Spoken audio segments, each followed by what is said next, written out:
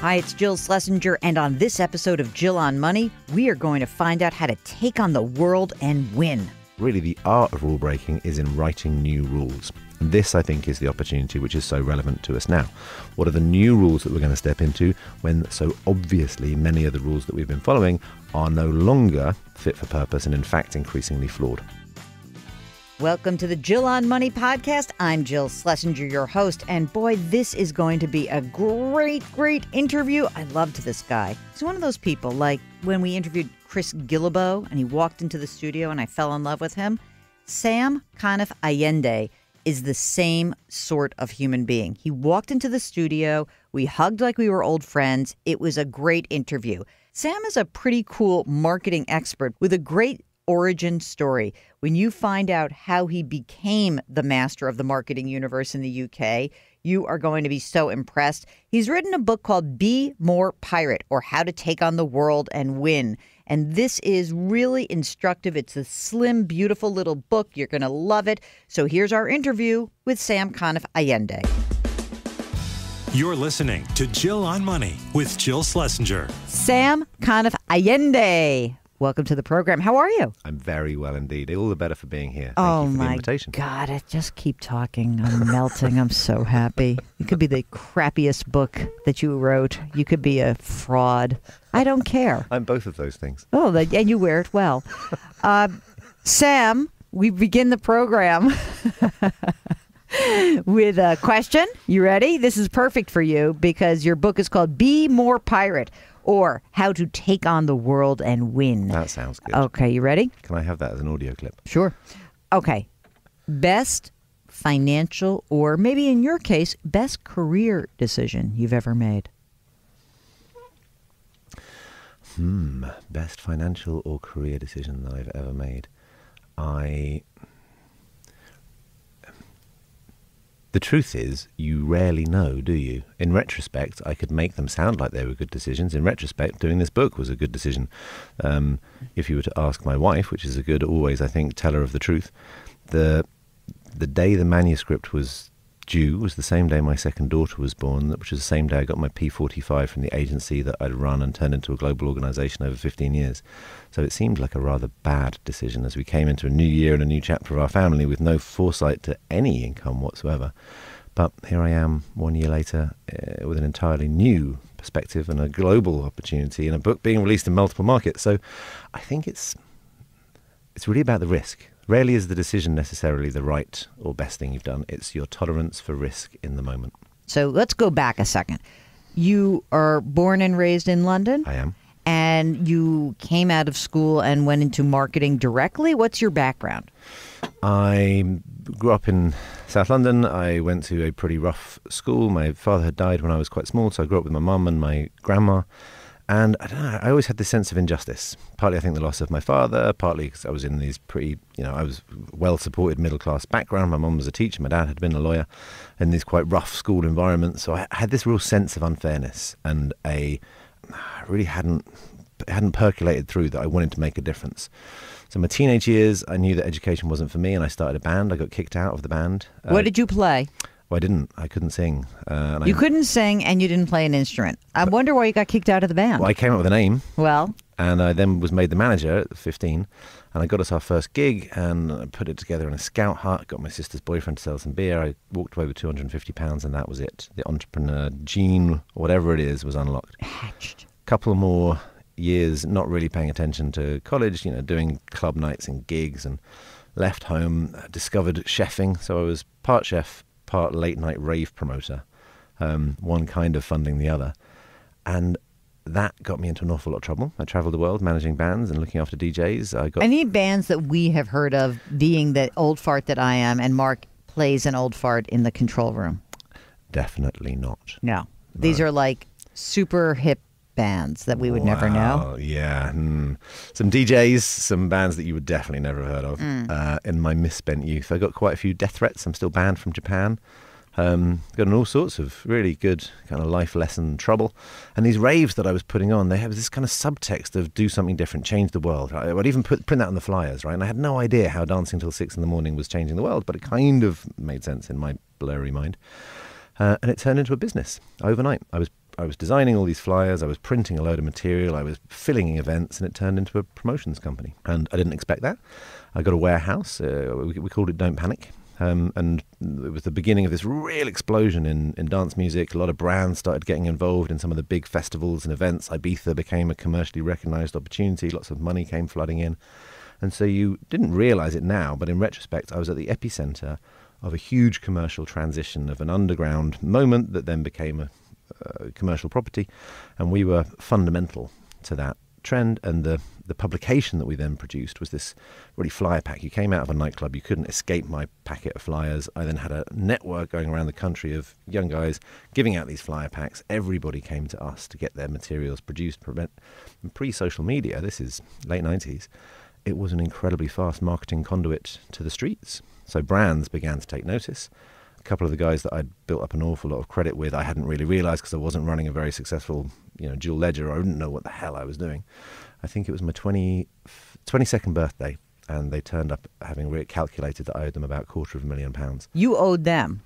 That seems like a little bit of a problem. They parked their vans up against the door and threatened to What is the equivalent of that? Wait a second. The British equivalent of that. So here in the United States, we might sort of think of like the mobster coming and saying, we'll break your legs. What is the English equivalent of that? I think it's pretty much that. That one. But just not the accent's a little bit more refined. Well, they were East End guys, so it wasn't too refined. No. And they were printers. It was the kind of the death of the printing industry, and I'd brought an awful lot of money their way because I'd coalesced all of the UK nightclubs spend into this one place. So it would kind of worked for everyone until they realised that I didn't have a clue what I was doing and was burning through all the cash. Which turned out to be a problem for everyone. I'm shocked that they were upset by that. Well, they gave me. We negotiated a deal, and I think I agreed to do 10p on every pound that I would then continue to contract with them. And over that's like not bad if you're considering that. Like if you give them 10%, big deal. Exactly. So actually, the interest on the loan was negligible. Yeah. All they were interested was cash repayment, and I literally started reading business books. I didn't have any other. I'd left college without really paying any attention to it. I'd failed maths routinely, and so I started reading business books. And I began to understand what dual entry accounting was. I began to get my head around it. We started to grow the business in different ways, and one of those was, working with nightclubs and record labels gets you so far. And I'd seen on the peripheral of what we were doing the world of agencies and brands, and I went out and started selling this super cool street network.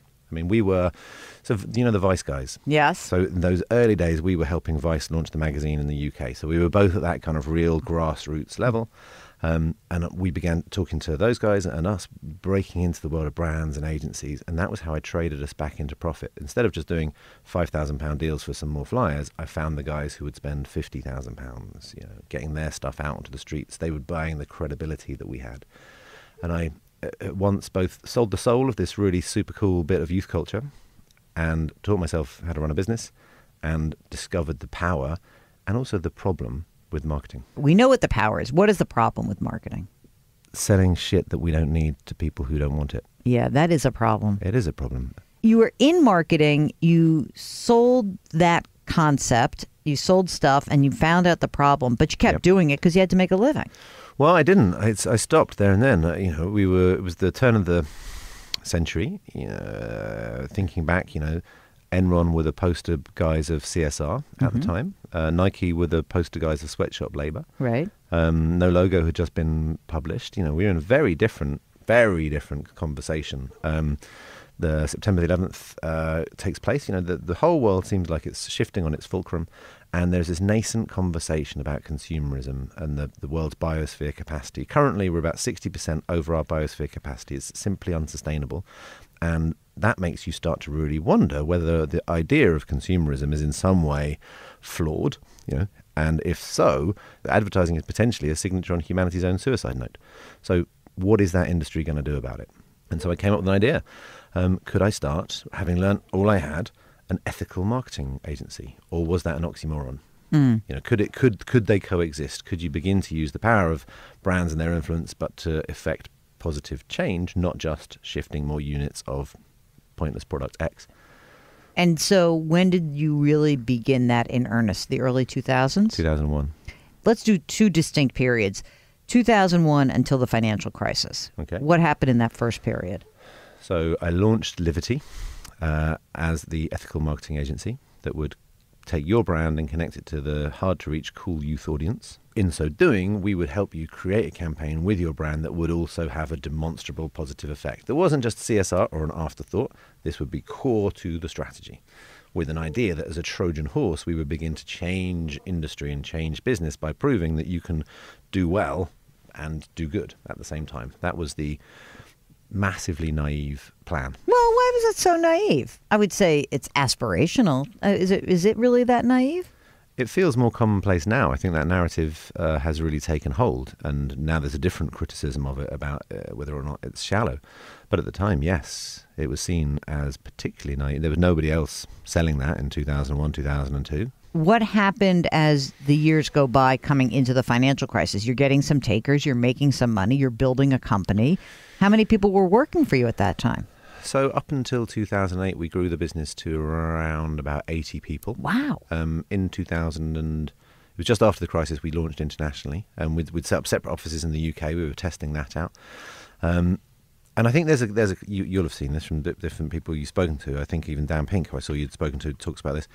That it was a process of part of the entrepreneurial journey where it was classic savior complex. You know, I was out to subject the world to my perspective. I see the glowing halo over you, sainthood. And the model was a great big warehouse space, like lots of marketing agencies that you'll go into, right? More Macs than the Mac store, exposed brick walls, cool wooden floors. The cool thing about Livity, though, above and beyond all of that stuff, was that we shared the space with young people, typically young people who didn't really get mainstream opportunities.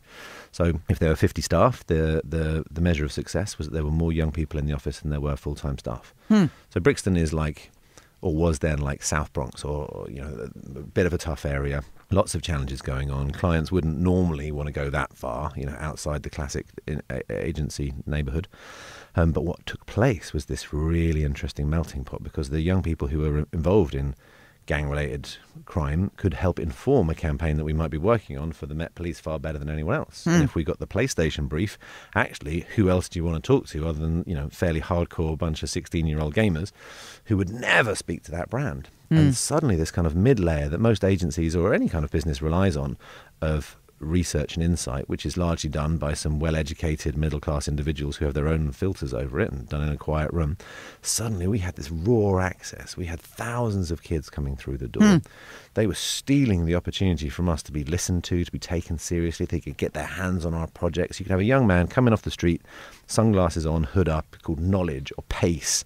3 or 4 days later, he's sat in 2 or 3 meetings with real life clients. He's coming in chinos and a shirt and has reverted to Alan, or Jonathan, or his real name, because suddenly he's being listened to and taken seriously in a way that has never happened his entire life. Wow. That's very impressive. And so when the financial crisis hit, did you find something different change in terms of your client base and how you ran your business? So this would be one of those decisions. We took a really bold and risky decision to go for it. And so we moved out of smaller premises and we took on a massive space that we couldn't afford, that we couldn't even fill. You know, the signals were clear there was going to be a downturn. But we'd, realised that we had something unique. I'd spent 6 years of executing my mission to save children's lives. I'd grown up a little bit as an entrepreneur and begun to realise that our job wasn't here to save these kids. It was to provide an opportunity for them to save themselves. And it moved from being much more of a kind of charity mindset, much more interested in doing the good work in the community. And we realized the opportunity we had from a marketing point of view. Our clients then, we were working with Google and YouTube in their early days. Facebook came to us very, very early on. We started to win some much more sizable contracts. We won a couple of big European pieces of work. We started to really punch above our weight. And it was in this difficult time, those who are going to survive are the ones with a niche. And so we actually went against the grain and expanded, and we put all of the profit that we generated back into growing the business, took this risk, and came into 2009 incredibly strong position. And we started hoovering up work, and we started pitching it against agencies far, far bigger than us and winning. And this shift happened. We'd always got really interesting people wanting to work for us because they wanted to change the world, right? Right. I've hit a certain age in my life. I've been on all these great agencies, and now I want to do something that makes a difference. And we were always so proud that they were showing up at our door. And then we realized they weren't the people you want. You don't want the do-gooders who've had enough of the industry. And then this next generation came through who said, I see what you're doing, and this coalescence of trying to do the right thing by doing great work, that's really interesting. And I want to use this power of purpose, not to give back or to be patronizing in a way, but to do even better work. I want to do the best work of my life. And I see the model that you've got as a chance to do that. And then it took off. So then what prompted you? Things are going great. What prompted you to sell and go off on a different tangent? So I'd set it up when I was 24, and I'd said at the time, surrounded by these amazing young people who viewed me as old, that I would hand over the reins when I was 40, because at that point, 24, 40 seems like never going to happen. Death, some distant place that will never arrive. Stay tuned. It only gets worse. Trust me. And it was becoming clear that it was coming close. So ever since that first crisis, I continued to read business books. And so I'd read about founder syndrome several times. I could feel that beginning to creep in. I've lived by that maxim of Eleanor Roosevelt's that if you want to know the next thing that you should truly do, you should know what truly scares you the most. And in all honesty, I was beginning to coast. We'd set up African offices across 3 different African countries. The model was really dynamic and effective. Thousands of young people every year were viewing us as a transformation engine and going on to spark incredible careers. The client lineup ranges from Netflix to PlayStation to Unilever. And I was possibly coasting a little bit. I was causing problems more than I was What solving kind of problems would you cause? I've always enjoyed the slight chaos of it all. I've always enjoyed the guys who are really on the edges, the ex-offenders, the drug dealers, and we didn't. It's a very hard thing to manage an agency when you've got kids in the room kicking off, kids with mental health issues, kids who might have become homeless. And I would always open the door to those, once we'd had a really nice, successful and strategic program, truly helped a group of young people, I would always invite a little more chaos into the room. So did you sell the firm to a group of your younger people? Did you transfer? Do you still have ownership in it? Yeah, I still own about just under a third of the business. I'd identified a younger generation of future leaders, a woman particularly called Alex Goat, who I'd mentored and managed. She's now the CEO, so she's taken over completely. And I agreed that I would do a transitionary year of doing a day less every single quarter, so that eventually it handed over to them. And in retrospect, I think it would have been a better strategy to just get hit by a bus in January, and they would have dealt with it all a lot quicker. Yeah, you get that key man insurance comes pouring in, and then we'll figure it out from there. Yeah. And that was where the book came in, because I knew that I needed a distraction project, something like an airbag in a crash that would fill every available inch of space around me. And again, what's the scariest thing you could do for me? Dyslexic. I'd never managed to make it to university, so non-academic. And really, Liberty's the I think 11th of a series of startups over that period of time. Don't Panic by that point was, I think, one of the most creatively awarded agencies at Cannes that year. Liberty picked up the Grand Prix at the Beamers, not just for its work, but for changing the industry. So such a level of success that we'd achieved, the last thing you want to do is rest on your laurels. Or there. You could just rest and relax and figure out what's next, but you didn't. In other words, I think a lot of people do take that moment and they say, here's some space. Let me just sit with myself. What does that feel like? My first little girl was 3. My wife was pregnant. The state of the world, it was 2016. So, there's a certain event taking place here. There was a certain event one there taking place there. So I spent nearly 20 years as a social entrepreneur trying to work on strategies and pull the world's biggest business and governments into making a difference. And what was the result? Didn't seem that good. I felt despondent if I looked to a leadership level. There's a vacuum of imagination and ideas. And I felt massively inspired by the network of young people that had grown around me. Really the entrepreneurs, speaking expressly, the international sets of entrepreneurs that I met. And there I found leadership and a clear sense of what the world could look like.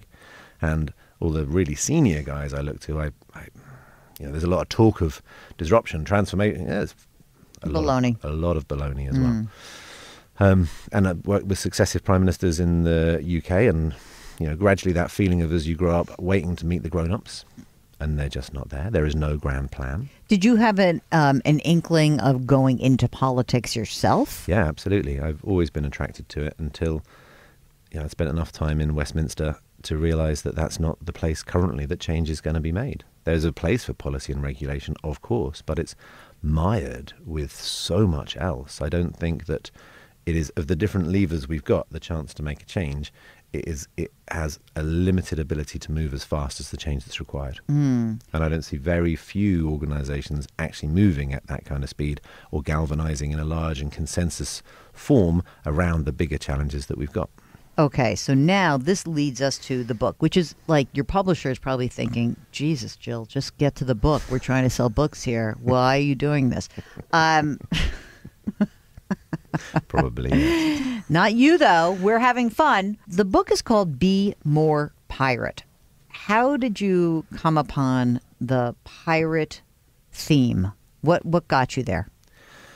So these young guys, the entrepreneurs that I mentor, and when I to give you a sense of it, the one part of me was really aware of the cliche, the risk of a cliche that I could become. 40-year-old, middle-class, middle-aged white dude. I don't think you're middle class. I think you're more than middle class. You seem like upper class to me. I just want to point that out because everybody always, I'm middle class. You're not middle class. You're upper class. Like you made a ton of money. You grew a big company.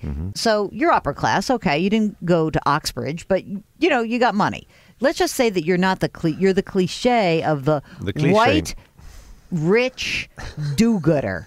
Let's do that. There's another cliche. A dangerous breed of philanthro-capitalists inflicting their view of how the world should be saved on another world. I'm very skeptical of that. And I am skeptical generally. I've been part of the social enterprise movement for 20 years. What's the impact? I've helped businesses create their huge global purpose strategies. Where are we? And this undemocratic situation where multiple large organizations are deciding in small pockets how to change the world, takes us away from the necessary components of democracy that actually lift people out of the challenge. One would hope. One would hope, truly. So yeah, filled with reflection and again with this source of energy that perhaps could stop me becoming this cliche because, so guy exits agency, becomes author and public speaker, and, again moves further away from the real levers of change. So workshopping the ideas for this book with the young entrepreneurs, the change makers, the social entrepreneurs, the innovators in tough areas. So I came to Baltimore and worked with social entrepreneurs in Illinois, Detroit and Chicago, in Athens regularly with the reverse diaspora of smart grads who've gone back to start businesses in a really troubled economy. In the townships of South Africa, in Brixton to Bradford, in every tough environment I could find where there's no MBAs going on here. There are individuals who are using the levers of business and enterprise to start real and lasting change. That to me feels like the fulcrum of what's next. In Schumpeter's great economic waves, we're clearly coming out of the information age. What comes next? And for me, the hybrid, this notion, this almost the catalytic converter of businesses of our time, recognizing that the exhaust fumes of the business model of the latter part of the 20th century has had some negative consequence. What comes next? Because capitalism as a force isn't going anywhere, nor should it. But perhaps we do need to, have our electric engine revolution. And these worlds have got to join up, and it's not good enough to think that the change that's required should just sit with a bunch of policymakers who aren't living up to their job either.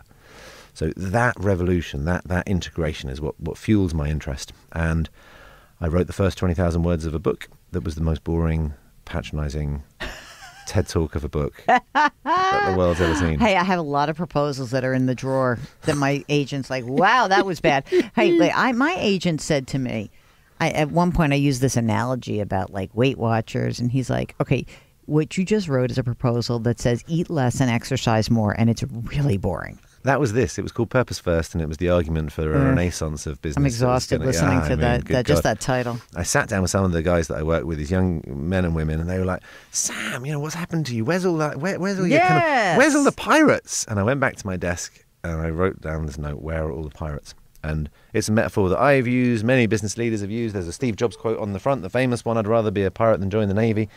Of course, we know... It does look like Steve Jobs blurbed your book from the grave. That's what it's supposed to. I put that on the book pitch because, on a book pitch, all books should have a blurb on the cover, right? And, 2 years before it was written, there wasn't one. And then I think it just stayed there long enough that eventually people stopped asking a question and began assuming that I had permission, and so I never corrected anybody. I love that. But now in America, I'm expecting to get sued. I'm sure. Pirates challenge the establishment's authority and ownership of new ideas. Pirates innovate at the margins, free from the order of the ordinary. Pirates incubate their ideas in an intensive open space environment. Pirates have a dual focus, fortune, then fairness. Pirates' acute focus on micro needs inadvertently creates macro solutions. Pirates tell their story at scale through their use of subversive tactics. Eat, sleep, pirate, repeat. I like that. So the pirates that some people are now thinking of are Pirates of the Caribbean from their trip to Disney World or land. What is your pirate? We are not talking about Somali pirates, Chinese pirates, Viking pirates, or all sorts of other really interesting pirate stories. These guys are worth taking a look at precisely a 300-year window because there is so much similarity. We know that history works in cycles, and the challenges that we face are historic. We live in historic times, and they are not going to be solved by the same kind of activity that led us here in the first place. I think it was Einstein who pointed that one out. So we need a different set of solutions. Look at you, by the way, quoting Eleanor Roosevelt, Einstein. You want to quote Churchill before you go, just to make sure you don't leave anyone else out? Ever, I hate him. Give up. Oh, no. Never. Okay, let's go back to our pirates. Similar, it's a kind of leadership against all odds, and I think that there's something pronounced in this period of time that's often overlooked. We've inherited the story of Jack Sparrow and Captain Hook. This is less than half of the truth, and once I started digging into the research, which was a real new exercise for me at the Greenwich Maritime Museum, the British Museum, the British Library, the other side of the story that's so relevant to now has been not just lost, but deliberately written out of the history books. So, for a little bit of pirate context, 300 years ago you had a deeply stratified system. You had a millennial generation, the millennials of the 18th century. The average age of pirates was 28, locked out of their future, a future where really the only certainty was uncertainty. An establishment who had lost sight of their own future, and other than their own self-interest, weren't up to much. There was a backdrop of international, internet-connected conflict, and there was a new level of innovation and disruption causing mass redundancy. So actually, there's a surprisingly amount of contextual comparisons. And these guys decided, rather than to make the great mistake that we all risk, which is to believe that the way things are is the way things have to be, they decided to step outside the rules of the day and create some new ones. And that's really the nuance. There's a lot of talk of rule breaking in the book, but really the art of rule breaking is in writing new rules. And this, I think, is the opportunity which is so relevant to us now. What are the new rules that we're going to step into when so obviously many of the rules that we've been following are no longer fit for purpose and, in fact, increasingly flawed? And interesting that in your research you come up with this weird amount of diversity, the pirate cohort, that women, there are female pirates. I never saw any of those depicted, so they're usually like the love interest. So talk a little bit about that. There's a long list of pirate innovations that are usually necessary to bring people into the space of like, what? So to cover off a few, yes, of course, there's this level of diversity. So whether that's integration of people of colour, the pirates were releasing slaves, not just releasing slaves, but releasing slaves and inviting them into their communities with equal status, pay and say. There was a lot less women than there were, in terms of ethnic diversity, but certainly there were female figureheads and leaders within the pirate community. The very best story of all is Anne Bonny. Actually, probably the best story in the whole book of Anne Bonny, who led from the absolute front and was a figure unique in her time, because at this point, of course, women weren't just regarded of being a lesser intelligence, but lesser capacity. And here she is, leading fearlessly from the front of a pirate ship, fighting the Royal British Navy with as much strategy, bravery and ability as anybody else. In fact, more so than many others, earning her place as the pirate queen. But it continues, this notion of fair pay. As was much discussed in the 2008-2009 collapse, the fact that CEOs' pay had reached more than 300 times multiplier of average salaries was indicated as a part of the problematic situation. On pirate ships didn't happen. There was an upper and lower index link, plus there was total transparency before a crew set out, as there was around compensation. So if you, Jill, lost a leg on board a pirate ship, 800 pieces of 8 would be your compensation. The first time a written down form of social insurance had been seen, which takes another 150 years before it becomes law, and then not until the 1940s that it became an inalienable human right. A system of halacracy, as we call it now, of self-organising teams and flat structures which allowed every single person on board to have an equal say in the matters of hand, the strategy as it were. So in truth they were more democratic organisations than even Athenian democracy, where only the white blokes got the vote.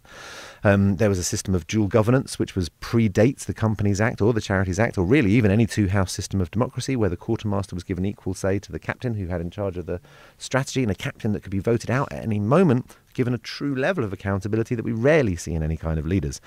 The invention of the pirate brand, the skull and crossbones, which our guest Sam Conniff Allende is wearing on a suit that he spent too much money on, but the interior, let's just open the kimono there for a moment. And so the interior is skull and crossbones, and he's also wearing, is there a skull and crossbone on your pocket? There is. Yeah. Yes. Mm-hmm. Your pocket hanky. Pocket hanky. The brand was so interesting, though, because nobody had mastered branding at this point. It didn't exist, and they'd bastardized the international communication system of the time, the maritime flag system. They started adorning it with skulls and skeletons, and different captains had different ones, drinking blood or dancing or various, terrifying emblems. And they put them all together under one unifying brand to drive their business model. They had no chance of competing on an equal status. They were outnumbered 45-1. They couldn't go and replenish or restore because they'd be hung. So they created a brand that delivered their bottom line with a singular message, which was surrender or die, but we can discuss the morality of that.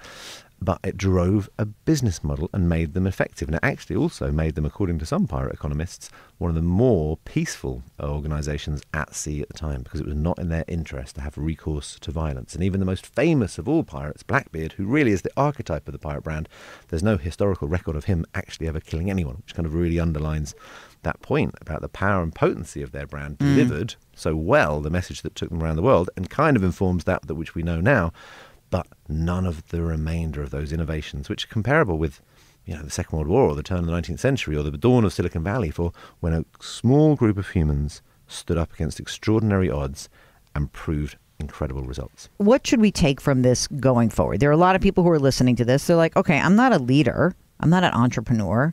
Sometimes I think of like some of the pirate aspects, and I think of some of those young technology companies, and I think of the problems they get into, which is, yes, they're all about like breaking convention and doing all this stuff, but they don't take responsibility for what their ideas now are creating and what has happened. So what hath been wrought. Yes. And so two things. One is, does that pirate mentality, how do you sustain that in a mature business? And number two, if you're not the leader, what should you take from this book?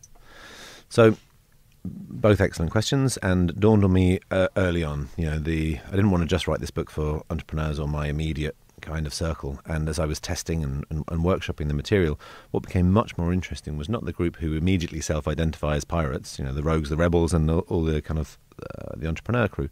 It's actually where we're going to really make a change is within the large organizations. And it's the individuals within the large organizations who are interested in doing things differently but don't feel able to, don't feel they have anywhere near access or leverage towards the levers of power that might bring around difference, even if they've got the ideas, even if perhaps they've got the answers.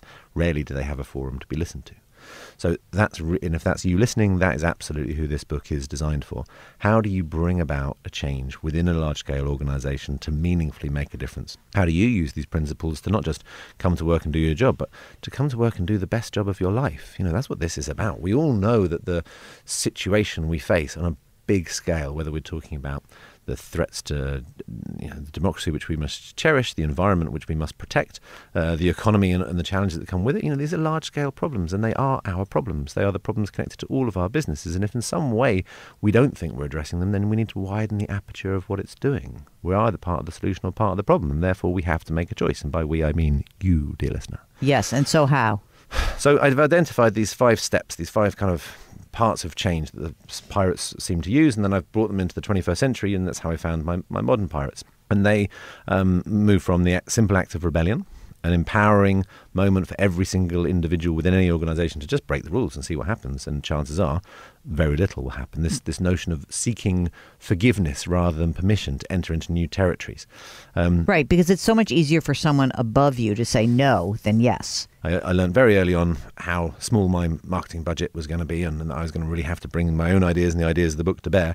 And this hack kind of formed. When you hear no, what you can do is pretend that what you heard was go. So you put forward some ideas, you're told absolutely no, and so you go and put them into place anyway. And it's this principle of seeking forgiveness rather than permission, of discovering the accountability, the surprising accountability that comes with pirates when you write your own rules. I just want to interrupt for 1 second. Of course, for those of you listening in financial services, that does not mean breaking the law. So we must make some little, and any business, you can't steal and say, and you can't break rules that are like regulatory pieces of your business. Don't do that. So I am talking about professional rule breaking is how I've termed this. And in professional rule breaking, kind of one of my measures of success is perhaps nearly getting fired once a year. So the important word there is nearly. I do not mean regulatory frameworks, and I do not mean breaking laws. What I'm talking about is status quo, bad habits, conventions, all of the stuff. Why do we do it like that around here? Oh, I don't know. That's the way it's always been done. Yes. As soon as you're into that territory of question, usually the reason we're there is three things. Power. Somebody senior said we should do it like that. Precedent. It's always been done like that. Or perspective. So-and-so is smart and they said it. All of those things are paper walls. And what begins to happen when you push at them, when you ask why, when you present a new idea, that you begin to get into a space of rewriting the rules. And an interesting exercise for any of you within large-scale organizations who are frustrated by a habit, a tendency, a convention that you follow, is just simply to start charting a new course and begin doing something a different way. And the only, in the book, what this really, the definition of this is a mutiny. Now, mutiny we know has a negative connotation. What happens if we reframe that and take some ownership over it? Me and 3 guys working in this department have got a much better way of addressing quarterly budgeting. We've been told we're not allowed to do it, but we're going to prove it.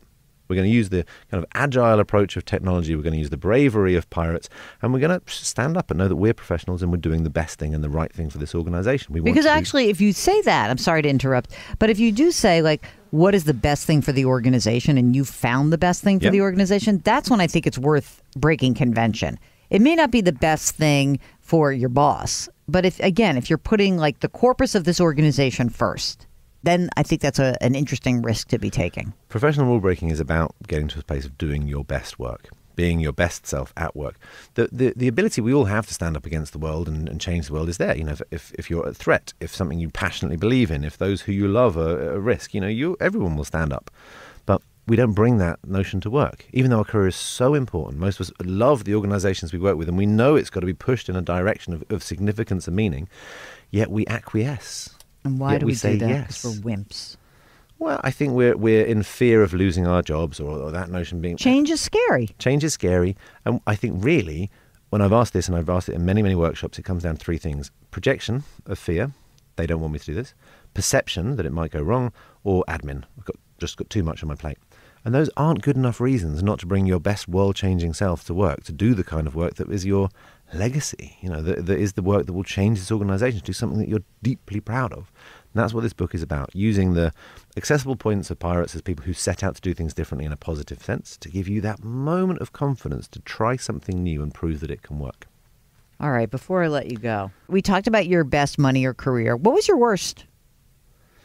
Nearly my worst was with the launch of the book, realizing there was no marketing budget behind it. Penguin has massive offices right in the heart of London, and so on the day of launch, I fly posted the entire front of their office and turned it into a huge advertising billboard. And I did it with a faked permission letter from the chief exec that I forged. I got a couple of lads to turn up with me in high-vis vests, and we plastered the front, the size of a bus. We turned it into a billboard, and I was threatened with having my book deal taken away from me on the day of launch.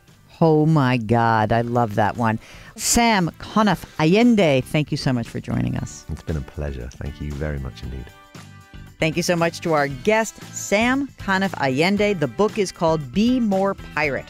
Remember, we drop new episodes of the show every Tuesday and Thursday. Sometimes we sneak a little extra in. If you have a question and want to come on the show with us, just send us a note. Ask Jill at JillOnMoney.com. Our music is composed by Joel Goodman. Mark Talercio is our executive producer. We're distributed by Cadence 13. And if you have any question about things that we talk about throughout the show, just go to JillOnMoney.com. And while you're there, don't forget you can order the book, The Dumb Things Smart People Do With Their Money, 13 Ways to Right Your Financial Wrongs. Thanks for listening. We'll see you next week.